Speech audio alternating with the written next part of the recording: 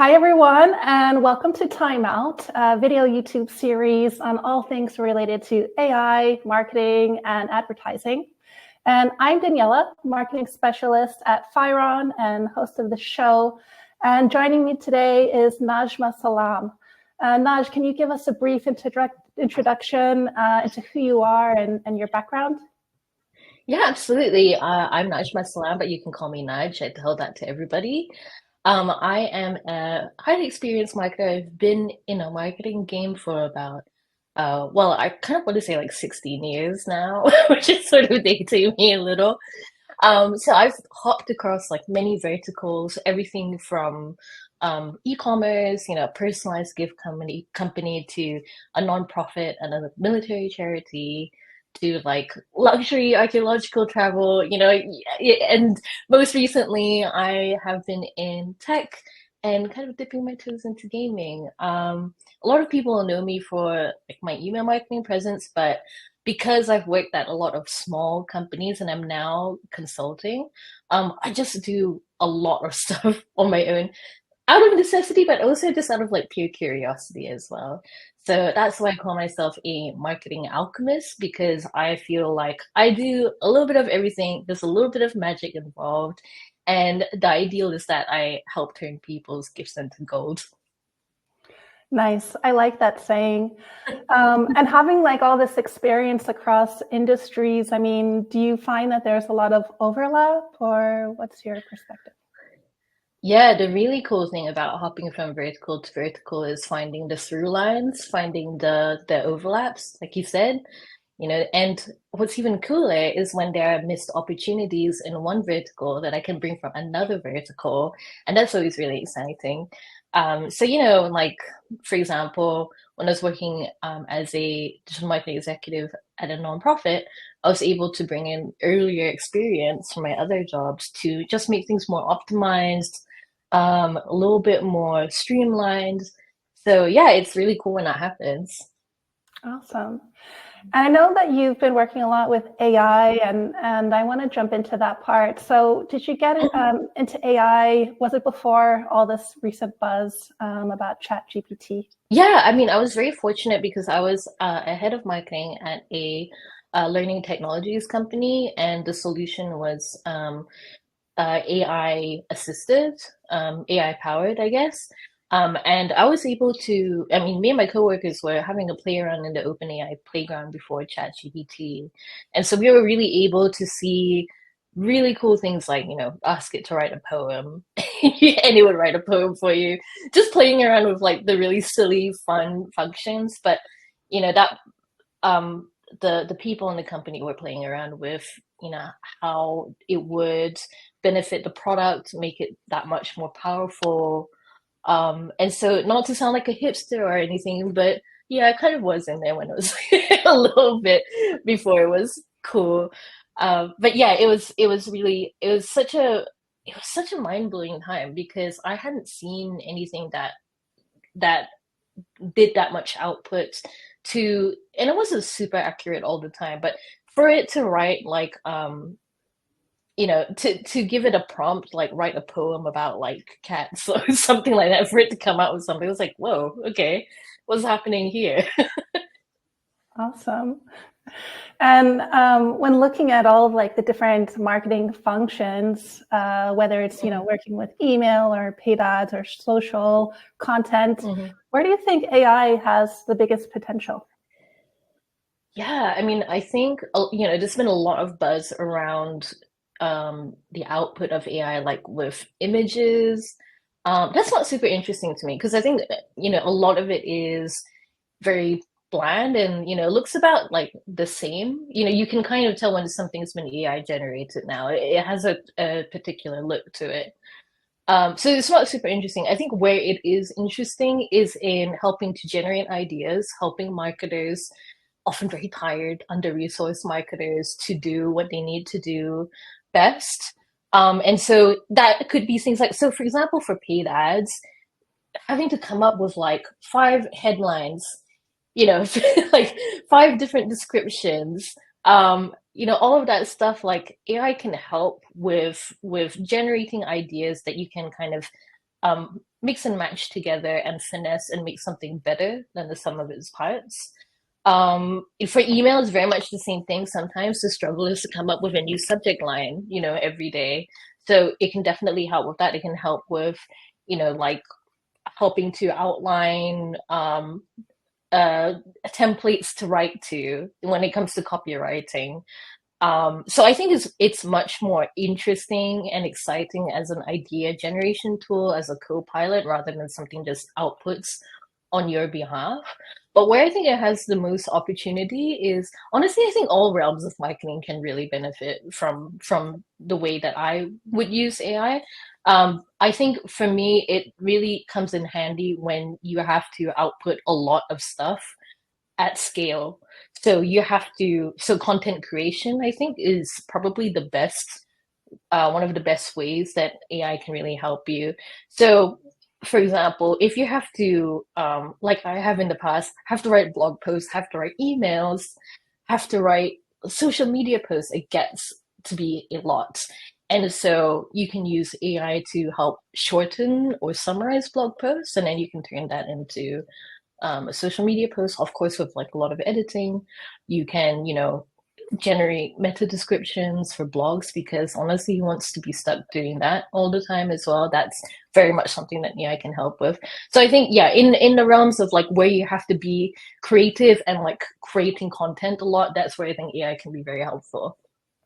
Do you think Yeah, that for sure. there are any kind of common misconceptions about AI and its capabilities? I mean, even though you've been working with it for quite some time, I mean, since ChatGPT, people are really, finally getting really excited about it. I think because they feel that they have this tool at their fingertips and they're getting to know how to use it. But do you think there's any common misconceptions around AI and what it's capable of?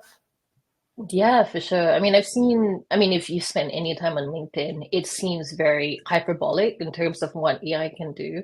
It can run between, this is the most amazing thing ever, it's going to change civilization as we know it, and also everyone's going to be fired.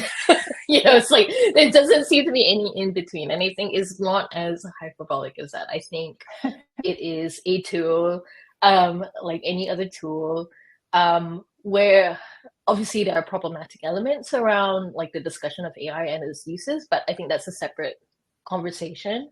I think misconceptions about AI is um, coming from like people who maybe haven't engaged with it that much. And that's kind of like how, this misconception that it's going to like replace people completely. It's not. It's going to replace some elements of work.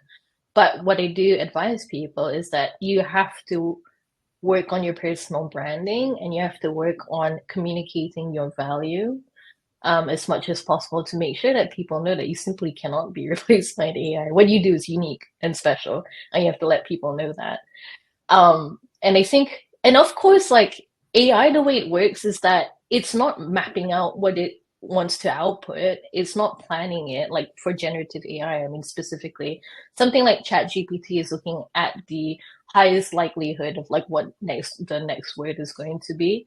And so it's not something that you can really rely on to be a totally reliable source of things. So it's a helper, but it's certainly not, something that's prescient.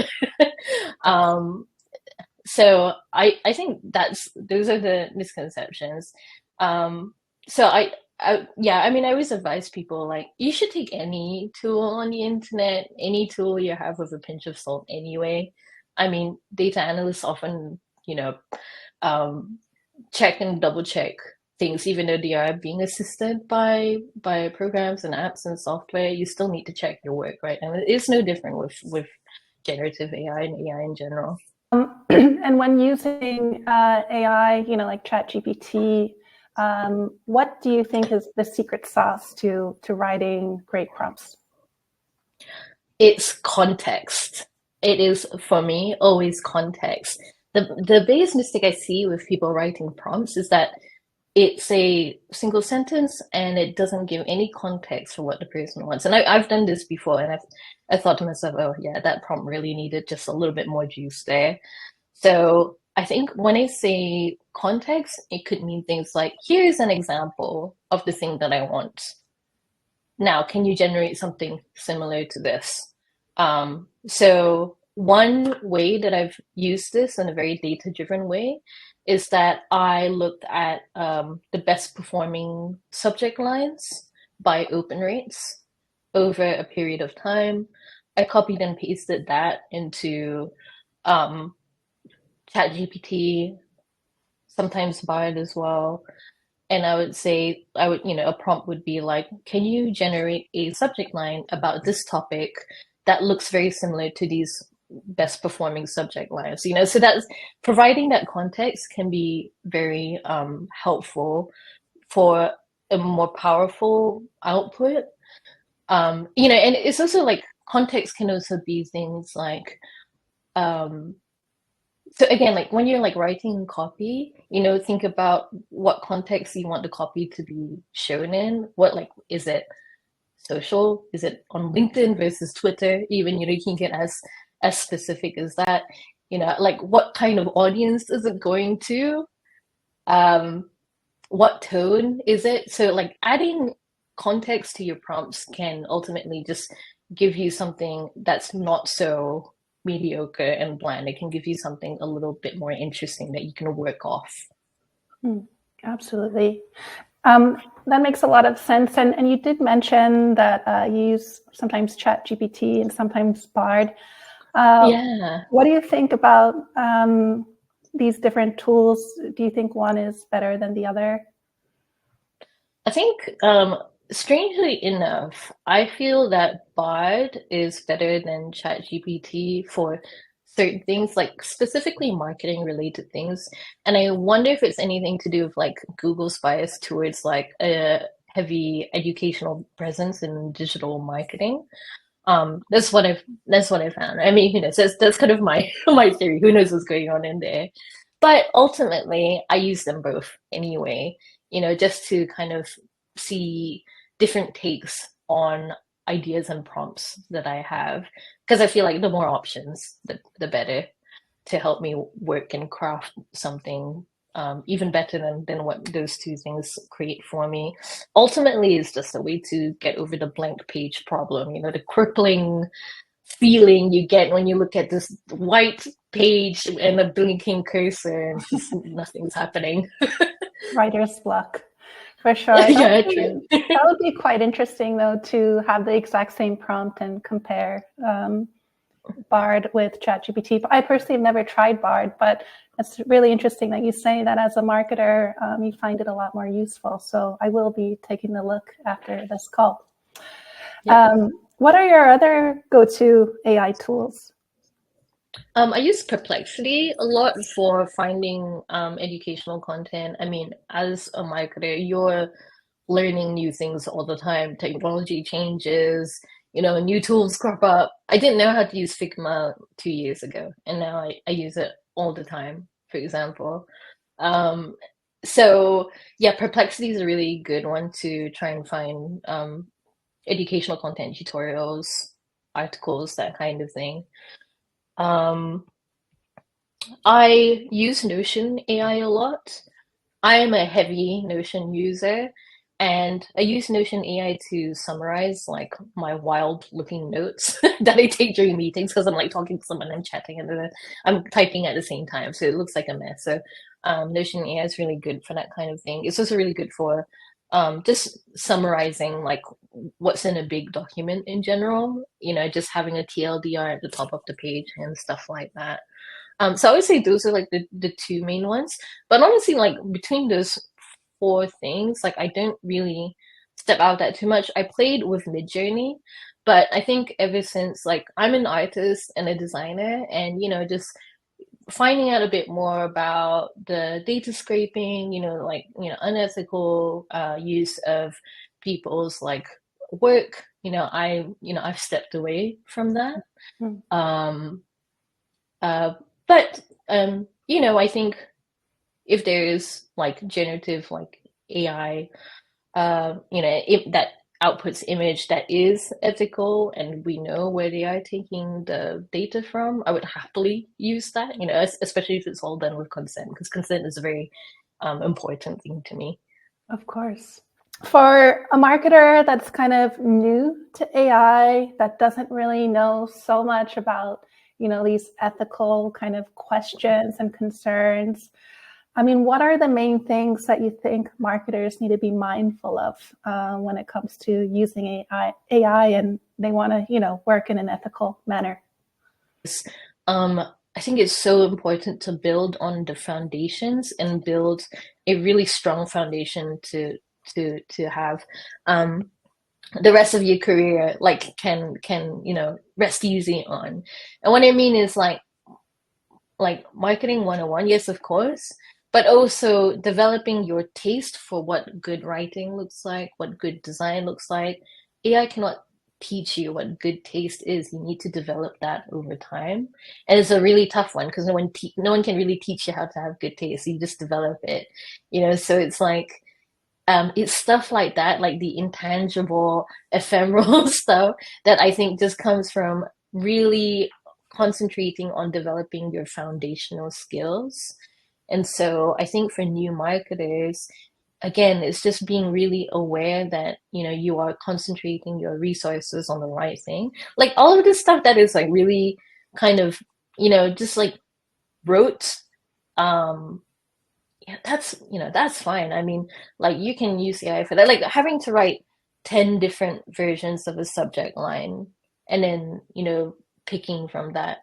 I mean, that's fine, I think, But the real skill is being able to recognize which of those 10 subject lines feels good when it rolls off the tongue. Does it look good on the screen? um can you kind of make a decision on like this is what's going to land well with our audience? Do I know our audience well enough for me to know that as well? So Mm. it's just being very mindful about developing your taste, understanding your audiences. I'm really working on, like, say, the foundational stuff. Foundations are really important. Absolutely. That makes a lot of sense. So do Mm, your homework, mhm. add to this context that's really important when writing prompts in the first Yeah. place, and including your own branding and yeah, make it original. I think it's quite Hmm. common sense when it comes to that question. I mean, I'm guessing most marketers have been to university, and we all know that you don't plagiarizing is a no-no. And I think it's the same Hmm. thing for using AI. Whether or not you Hmm. will be caught out using it word for word. I Hmm. mean, I think it's mindful to use it in a more general sense to think more about what just to generate ideas and to generate kind of different versions, but not using it to the T. Not just wholesale. Yeah, Yeah, absolutely. Absolutely. Yeah, I think, yeah, plagiarism is a hard one as well because it's like sometimes there are only so many ways that you can say a certain thing. Um, and it's hard to kind of like, oh, how do I put my flair on this thing that like everyone says? Like every time autumn rolls around, you have all of like the Halloween puns that come out in like subject lines, and you're like, yeah, here we go again. So it's like that's tough. Is that plagiarism? No, it's just a bunch of marketers who love puns who basically like came to the same conclusion. It yeah, is what it is. But exactly. yeah, but I think like yes, if it's for a longer article, like longer pieces of content, yeah, you are absolutely going to be called out, especially if it sounds like somebody else that has a very distinct style. Definitely. And I think people are, I mean, as we continue to use AI, people would be better at noticing when it sounds like it Yes. was produced with AI. That's for sure. Yeah. Yeah. Um, Looking into the future, how do you think AI will be evolving in the marketing space in the years to come? I mean, this is more like I hope or my ideal, but I hope it evolves to just make our jobs easier. and enables us to be more creative. So we can genuinely come up with stuff that lands really well, that is of value to our audience, helps them to understand how to spend their hard-earned cash. It is just about presenting information. Like for me, marketing is about presenting information to people so they can make a decision. That's what it is at the end of the day. And I think just cutting through the noise is harder than ever. It's really tough. Like people are also very savvy now with their buying habits. They're a bit more scrupulous with like, yeah, you have the internet at your fingertips. You're doing your research on every single thing you buy. A lot of people are, and so you need to cut through the noise of like, listen, we're the best possible solution for you. So I think like enabling um, marketers to understand, be really empathetic with the audience, and then like be creative and create something that is impactful and lands with an audience would be really good. So I think AI will be really powerful when it comes to helping with like data analytics, like finding patterns. AI is incredible at finding patterns. So finding patterns in like what happened in the last 30, 60, 90 days, how you can utilize that to make even better marketing campaigns. I hope it's used for, like I say, like rote, repetitive tasks that nobody really wants to do. Um, and yeah, I mean, that's more my ideal, and I'm sure people are working on it already. But I can see it just being so powerful in terms of like, the heavy stuff that marketers like often find themselves like spending way too much time on. Um, like for example, I some years ago I created a Google Data Studio dashboard for email marketers to just have a dashboard to be able to like do the email marketing, because I found that I spent a whole day Excel spreadsheet, taking the findings from the Excel spreadsheet into PowerPoint, making the PowerPoint look presentable, doing insights and analysis. But then I found like when I had a Google Data Studio dashboard, I didn't have to do all that. I could just like refer to the dashboard, point to the different tables, and then talk through it with my managers and my peers. And I hope that AI comes up with solutions like that where people don't have to spend all their time like trying to explain to people what the heck does this mean? What the heck does this mean? Like, it can help with that educational piece.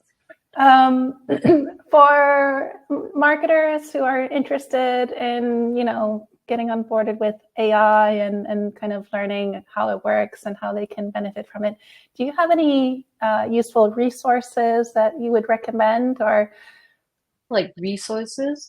Um, I used to sign up for like loads and loads of newsletters. And then I realized that it was just like a lot of noise that didn't really pertain to me. And so I find like the best resource is just to try stuff out. Honestly, it really is. Like I'm a very much like learn by doing kind yeah, of person.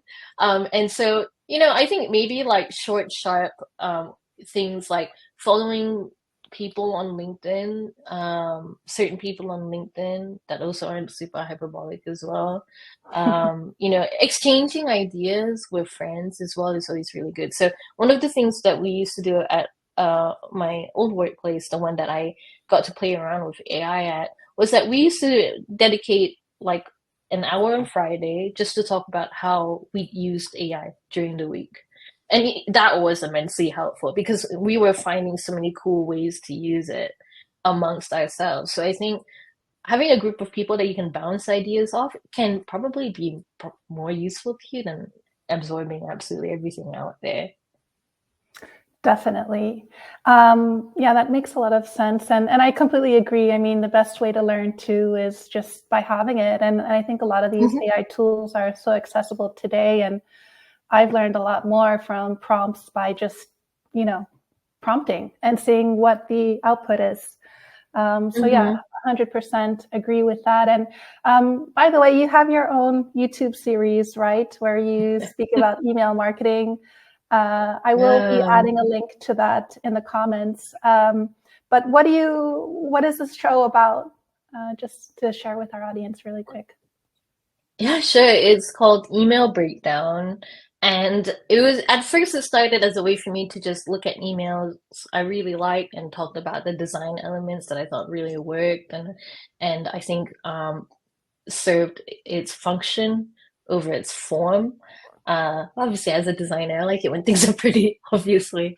But then over time, I was, I asked friends to come on, and to my surprise, they actually wanted to come on. So I have a number of guests from the email marketing industry as well, people who really know what they're talking about. So I feel dwarfed by their presence when they are on the when they're on the show. So if you want to kind of have a look at why certain emails look good, what works about them, what doesn't. And I try to go really deep into, tangible takeaways as well. Like, hey, this is something that you can try. Like that's always something that I try to do every episode. So yes, email breakdown. And as I joke, it's not what one of my guests, Tom, he was like, yeah, we're on the show, email breakdown. Sometimes like it can feel a bit like that for overworked marketers. So it's a lot of fun. I try to keep it really like fun and a little bit like off piece as well sometimes.